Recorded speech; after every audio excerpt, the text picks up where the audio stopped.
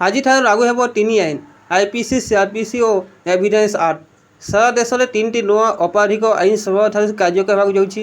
ଏହା ବ୍ରିଟିଶ ଆଇନ ଅନ୍ତ ଘଟାଇବା ସହ ଭାରତୀୟ ଅପରାଧିକ ନ୍ୟାୟ ବ୍ୟବସ୍ଥା ବଡ଼ ପରିବର୍ତ୍ତନ ଆଣିବ। ବ୍ରିଟିଶ ଅମଳରୁ ଚାଲି ଆସିଥିବା ଭାରତୀୟ ଦଣ୍ଡ ସଂହିତା ଆଇପିସି, ଫୌଜଦାରୀ ଅପରାଧ ସଂହିତା ସିଆରପିସି ଏବଂ ଭାରତୀୟ ସାକ୍ଷ୍ୟ ଆଇନ ସ୍ଥାନରେ ଯଥାକ୍ରମେ ଭାରତୀୟ ନ୍ୟାୟ ସଂହିତା, ଭାରତୀୟ ନାଗରିକ ସୁରକ୍ଷା ସଂହିତା ଏବଂ ଭାରତୀୟ ସାକ୍ଷ୍ୟ ଅଧିନିୟମ କାର୍ଯ୍ୟକାରୀ ହେବ।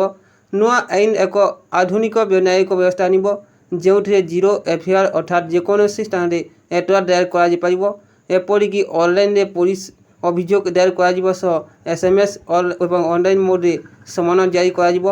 ସମସ୍ତ ଯୌନ ଅପରାଧ କ୍ରାଇମ୍ ସିନ୍ର ଭିଡ଼ିଓଗ୍ରାଫିଂ ବାଧ୍ୟତା କରାଯିବ। ବର୍ତ୍ତମାନ ସମାଜରେ ପ୍ରଚଳିତ ଥିବା କେତେକ ସାମାଜିକ ବାସ୍ତବତା ଏବଂ ଅପରାଧକୁ ରୋକିବାରେ ଏହା ସହାୟକ ହେବା ସହ ନ୍ୟାୟପାଳିକାକୁ ପ୍ରଭାବିତ କରିବା ଉପଯୁକ୍ତ ବ୍ୟବସ୍ଥା ଯୋଗାଇ ଦେବ।